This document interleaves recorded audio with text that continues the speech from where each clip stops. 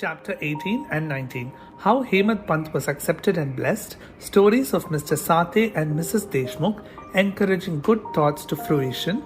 Variety in Upadesh. Teachings regarding slander and remuneration for labor.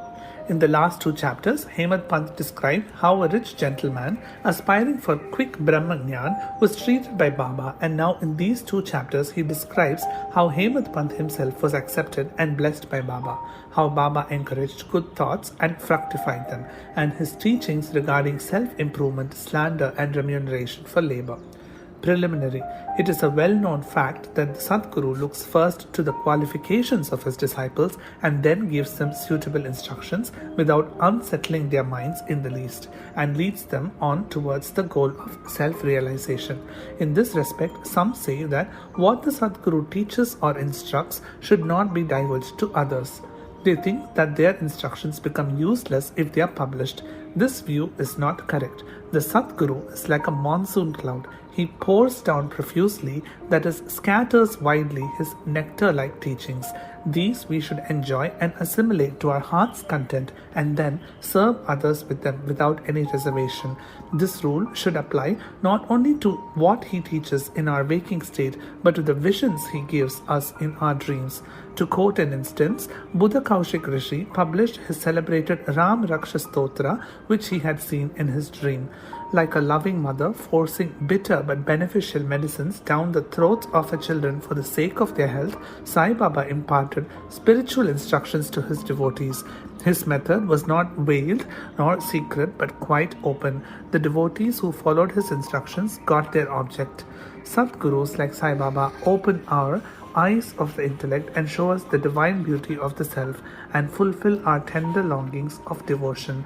When this is done, our desire for sense objects vanishes, twin fruits of Vivek, discrimination and Vairagya, dispassion or non-attachment, come to our hands and knowledge sprouts up even in the sleep. All this we get when we come in contact with saints, that is Sadguru, serve them and secure their love. The Lord, who fulfills the desires of his devotees, comes to our aid, removes our trouble and sufferings and makes us happy. This progress or development is entirely due to the help of the Sadguru, who is regarded as the Lord himself. Therefore, we should always be after the Sadguru, hear his stories, fall at his feet and serve him. Now we come to our main story. Mr. Sate. There was a gentleman named Mr. Sate who had attained some publicity many years ago during Crawford regime, which was put down by Lord Rea, the governor of Mumbai. He suffered severe losses in trade. Other adverse circumstances gave him much trouble and made him sad and dejected. Being restless, he thought of leaving home and going out to a distant place. Man does not generally think of God, but when difficulties and calamities overtake him, he turns to him and prays for relief. If his demerits have come to an end, God arranges this meeting with a saint who gives him proper directions regarding his welfare. Mr. Sate had a similar experience. His friends advised him to go to Shirdi, where so many people were flocking to get Sai Baba's darshan for getting peace of mind and satisfaction of their wants. He liked the idea and at once came to Shirdi in 1917. Seeing Baba's form, which was like eternal Brahma, self-luminous, peerless and pure, his mind lost its restlessness and became calm and composed. He thought that it was the accumulation of merits in his former births that brought him to the holy feet of Baba. He was a man of strong will. He at once started to make a parayan, or study, of Guru Charitra. When the reading was finished in the Sapta, or 7 days, Baba gave him a vision that night. It was to this effect. Baba, with his Guru Charitra in his hand, was explaining its content to Mr. Sate, who was sitting in front and listening carefully. When he woke up, he remembered the dream and felt very happy. He thought that it was extremely kind of Baba, who awakens souls like his that are snoring in ignorance and makes them taste the nectar of Guru Charitra. Next day, he informed Kaka Sahib Dikshit of this vision and requested him to consult Sai Baba regarding its meaning or significance, whether one saptah or week's reading was sufficient or whether he should begin again. Kaka Sahib Dikshit, who, when got a suitable opportunity, asked Baba, Deva, what did you suggest to Mr. Sate by this vision? whether he should stop or continue the sapta. He is a simple devotee, his desires should be fulfilled. Then Baba replied, he should make one more sapta of the book. If the work be studied carefully, the devotee will become pure and will be benefited. The Lord will be pleased and will rescue him from the bondage of the mundane existence. At this time, Hemad Pant was present there. He was shampooing Baba's legs. When he heard Baba's words, he thought in his mind, what? Mr. Sathe read for a week only and got a reward, and I am reading it for 40 years with no results. His 7 days stay here becomes fruitful, while my 7 years stay from 1910 to 1917 goes for nothing. Like a chatak bird, I am ever waiting for the merciful cloud, that is Baba, to pour his nectar on me and bless me with his instruction. No sooner did this thought cross his mind, Baba knew it then and there. It was the experience of the Bhaktas that Baba understood all their thoughts and that he suppressed the evil thoughts and encouraged the good ones.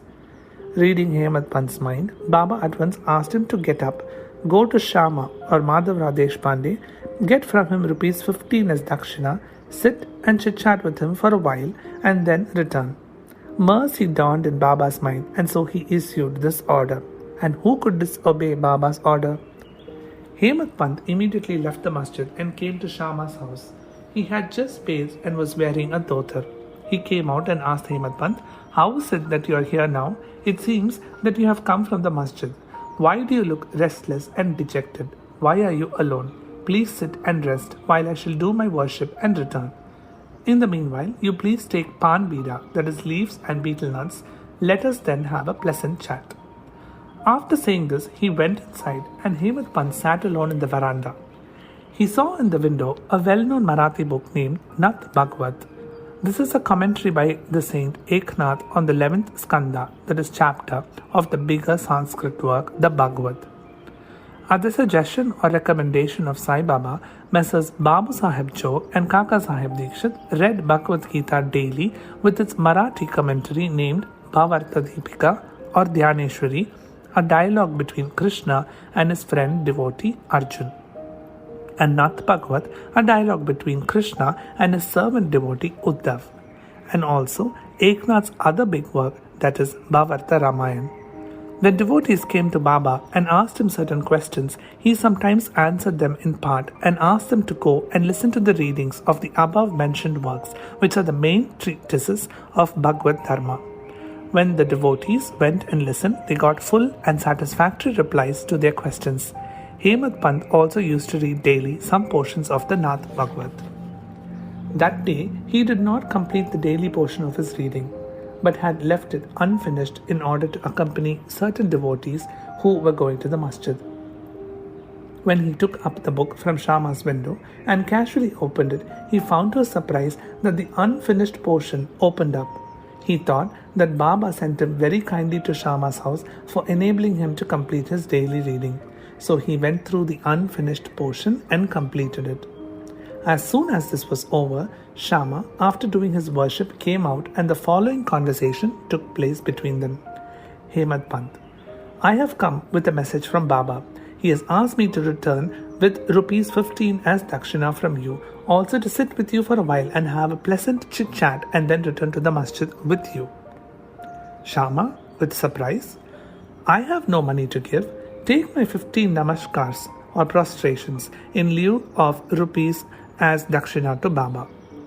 Hemad Pant: all right, your namaskars are accepted. Now let us have some chit-chat.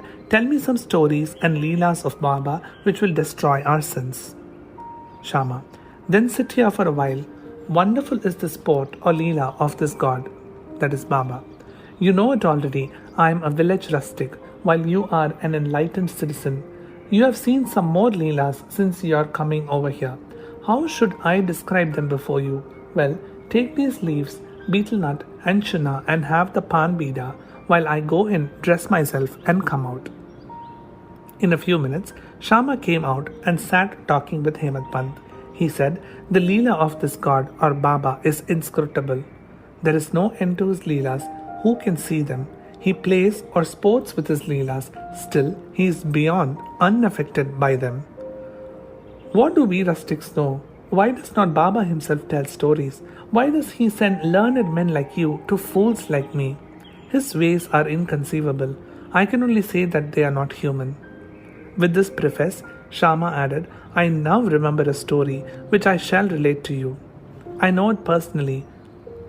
As a devotee is resolute and determined, so is Baba's immediate response. Sometimes Baba puts the devotees to severe test and then gives them Upadesh or instructions. As soon as Hemant Pant heard the word Upadesh, a flash of lightning crossed through his mind. He at once remembered the story of Mr. Sate Guru's Charitra reading and thought that Baba might have sent him to Shyama in order to give peace to his restless mind. However, he curbed this feeling and began to listen to Shyama's stories. They all showed how kind and affectionate Baba was to his devotees. Hemant Pant began to feel joy on hearing all these. Then Shyama began to tell the following story. Mrs. Radhabai Deshmukh. There was an old woman by the name Radhabai. She was the mother of Kashaba Deshmukh. Hearing Baba's fame, she came to Shirdi with the people of Sangamner. She took Baba's darshan and was much satisfied. She loved Baba intimately and resolved in her mind that she should accept Baba as her guru and take some upadesh from him. She determined to fast herself up to death, so long as Baba did not accept her and give her upadesh or mantra. She stayed in her lodging and stopped taking any food or water for 3 days. I was frightened by this ordeal of the old woman and interceded with Baba on her behalf. I said, Deva, what is this you have started? You drag so many persons here. You know that old lady. She is very obstinate and depends on you. She is resolved to fast unto death, and if you don't accept and instruct her, if anything worse happens, people will blame you and say that Baba did not instruct her, and as a consequence, she met her death. So take mercy on her, bless her and instruct her. On seeing her determination, Baba sent for her and made her change her mind by addressing as follows. O Mother, why do you have to subject yourself to unnecessary tortures? You are my mother and I am your child. Take pity on me and hear me through. I tell you my own story, which if you listen carefully will do you good. I had a guru. He was a great saint and most merciful. I served him long, very long, still he would not blow any mantra into my ears. I had keen desire never to leave him, but to stay with and serve him, and at all costs receive some instructions from him. But he had his own way. He first got my head shaved and asked me for 2 paise as dakshina. I gave the same at once. You may say that as my guru was perfect, why should he ask money, and how should he be called desireless? The reply is that he never cared for coins, what he had to do with them. His 2 paise were 1. Firm faith and 2. Patience or perseverance. I gave these 2 paise to him and he was pleased. I resorted to my guru for 12 years. He brought me up. There were no dearth of food and clothing. He was full of love or say. He was love incarnate. How can I describe it? He loved me most. Rare is a guru like him. When I looked at him, he seemed as if he was in deep meditation, and then we both were filled with bliss. Night and day I gazed at him with no thought of hunger and thirst. Without him, I felt restless. I had no other subject to meditate upon, nor any other thing than my guru to attend. He was my sole refuge. My mind was always fixed on him. This nishtha or firm faith is 1 paisa of dakshina. Saburi, that is patience or perseverance, is the other paisa. I waited patiently and served my guru. The saburi will ferry you across the sea of this mundane existence. Saburi removes all sins and afflictions, gets rid of calamities in various ways, and casts aside all fear and ultimately gives you success. Saburi is the mind of virtues, consort of good thought. Nishtha or faith and Saburi or patience are like twin sisters, loving each other very intimately. My Guru never expected any other thing from me. He never neglected me but protected me at all times. I lived with him and was sometimes away from him, still I never felt the absence of his love. He always protected me by his glance, just as the tortoise feeds her young ones, whether they are near her or away from her or on the other side of the bank, by her loving glances. O Mother, my Guru never taught me any mantra, then how shall I blow any mantra in your ears?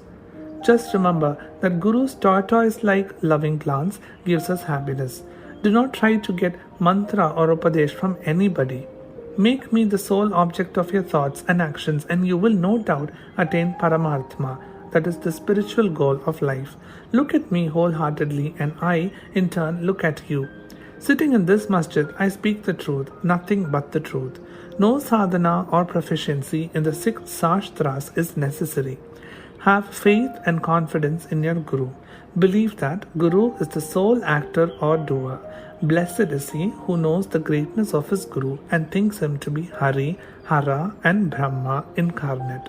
Instructed in this way, the old lady was convinced. She bowed to Baba and gave up her fast. Hearing this story carefully and attentively and marking its significance and appropriateness, Hemant Pant was most agreeably surprised.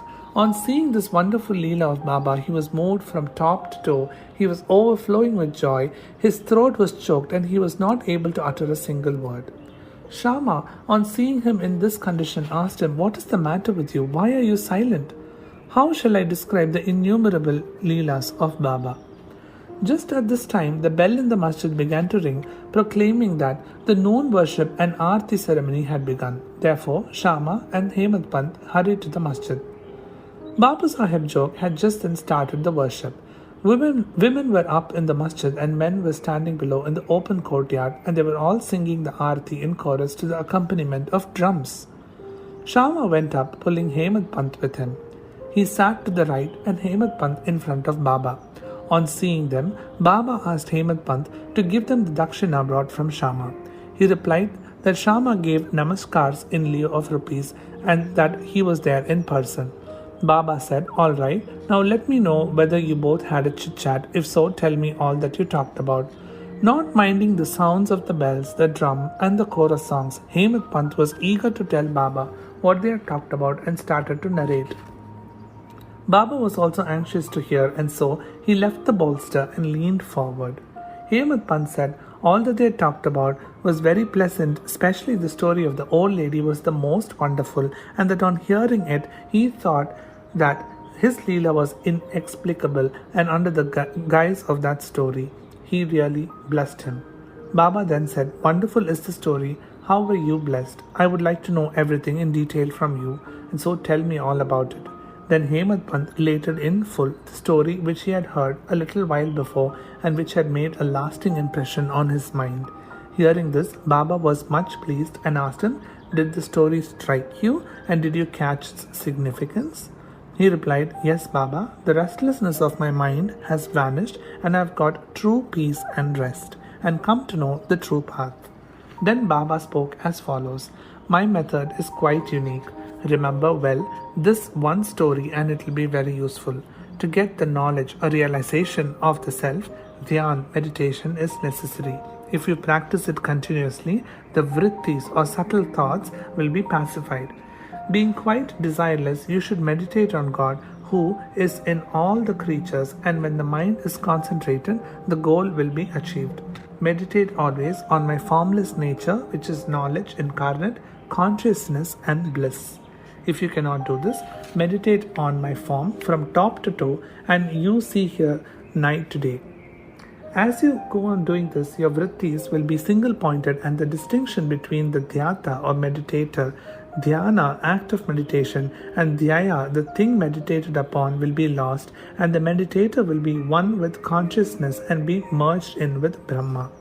The mother tortoise is on one bank of the river, and her young ones are on the other side.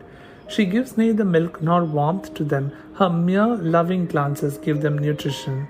The young ones do nothing but remember, meditate upon their mother. The tortoise glance is to the young ones the only source of sustenance and happiness. Similar is the relationship between the Guru and the disciples. When Baba uttered these words, the chorus of Aarti songs was over and all cried out loudly in unison, "Victory be to our Sadguru Sai Maharaj, whose pure consciousness, knowledge and bliss." Dear readers, let us imagine that we were at this time standing amongst the crowd in the masjid, and let us join them in this Jai Jaikar. After the Aarti ceremony was over, Prasad was distributed. Bapu Sahib Joe came forward as usual, and after saluting Baba, gave into his palm a handful of sugar candy.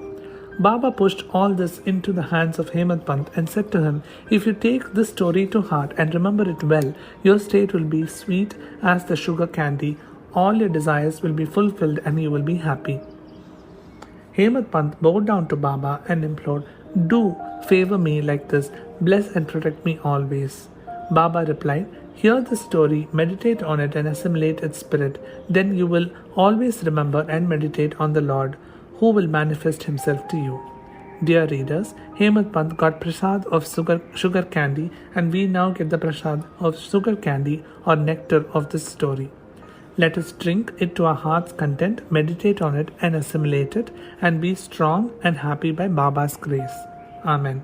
Towards the end of the chapter 19, Hemant Pant had dealt with some other matters which are given below. Baba's advice regarding our behavior. The following words of Baba are of general welfare and invaluable. If they are kept in mind and acted upon, they will always do you good. Unless there is some relationship or connection, nobody goes anywhere. If any men or creatures come to you, do not discourteously drive them away, but receive them well and treat them with due respect. Sri Hari or God will be certainly pleased if you give water to the thirsty, bread to the hungry, clothes to the naked, and your veranda to the strangers for resting. If anybody wants any money from you and you are not inclined to give, do not give, but do not bark at them like a dog. Let anybody speak hundreds of things against you. Do not resent by giving any bitter reply. If you tolerate such things, you will certainly be happy. Let the world go topsy-turvy. You remain where you are, standing in your own place. Look on calmly at the show of all things passing before you. Demolish the wall of difference that separates you from me, and then the road for our meeting will be clear and open. The sense of differentiation as I and thou is the barrier that keeps away the disciple from his master, and unless that is destroyed, the state of the union is not possible. Allah Malik, that is, God is the sole proprietor, nobody else is our protector. His method of work is extraordinary, invaluable and inscrutable. His will be done, and He will show us the way and satisfy our heart's desires. It is on account of Rinan Band, former relationship, that we have come together. Let us love and serve each other and be happy. He who attains the supreme goal of life is immortal and happy. All others merely exist, that is, live so long as they breathe. Encouraging good thoughts to fruition. It is interesting to note how Sai Baba encouraged good thoughts. You have to surrender yourself completely to him with love and devotion, and then you will see how he helps you throughout. Some saint has said that when you get a good thought immediately after awakening from sleep, and if you develop the same afterwards during the day, your intellect will be unfolded, and your mind will attain calmness. Hemant Pant wanted to try this. One Wednesday night, before going to bed, he thought, tomorrow is Thursday, an auspicious day, and the place, that is, Shirdi, is so holy. So let me pass the whole day in remembering and celebrating Ram Nam. And then he slept off. Next morning, when he got up, he remembered without any effort the name of Ram and was much pleased. After finishing his morning duties, he went to see Baba with flowers. When he left the Dikshit Vada and was passing by the Bhuti Vada, which is present Samadhi Mandir, he heard a beautiful song that was being sung nicely by one Aurangabadkar in the masjid before Baba. The song was Guru Kripanjan Payo Mere Bhai, etc. by Eknath, in which he says that he got collyrium in the form of his Guru's grace, which opened his eyes and made him see Ram in and out, in sleep, dream and waking state, and everywhere. There were so many songs, but why was this song particularly chosen by Aurangabadkar, a devotee of Baba? Is this not a curious coincidence arranged by Baba to amplify the determination of Hemad Pant to sing unceasingly Ram Nam during the day? All saints agree and lay stress upon the efficacy of uttering Ram or God's name in fulfilling the ambitions of the Bhaktas and in protecting and saving them from all calamities. Variety in Upadesh, slanderer condemned. Sai Baba required no special place nor any special time for giving instructions. Whenever any occasion demanded, he gave them freely. Once it so happened that a Bhakta of Baba reviled someone behind his back before other people. On leaving aside merits, he dwelt on the faults of his brother and spoke so sarcastically that the hearers were disgusted. Generally, we see that people have a tendency to scandalize others unnecessarily, and this brings on ill feelings. Saints see scandal in another light. They say that there are various ways of cleansing or removing dirt, that is, by means of water and soap, etc. But a scandalmonger has got a way of his own. He removes the dirt or faults of others by his tongue, and so in a way he obliges the person whom he reviles, and for this he is to be thanked. Sai Baba had his own method of correcting a scandalmonger. He knew by his omniscience what the slanderer had done, and when he met him at noon near the Lendi, Baba pointed out to him a pig that was eating filth near the fence, and said to him, "Behold, how, with what relish it is gulping filth. Your conduct is similar. You go on reviling your own brethren to your heart's content. After performing many deeds of merit, you are born as a human, and if you act like this, how can Shirdi help you in any way?" Needless to say that the Bhakta took the lesson to his heart and went away. In this way, Baba went on giving instructions whenever necessary. If these are born in our minds and acted upon, the spiritual goal or realization is not far off. There is a proverb which says, "If there be my Hari or Lord, he will feed me on my cot." This proverb is only true in respect of food and clothing, but if anyone believing this sits idle and does nothing in spiritual matters, he will be ruined. One has to exert himself to his utmost for attaining self-realization. The more he endeavors, the better for him. Baba said that he was omnipresent, transcending land, air, world, light, and heaven, and that he was not localized.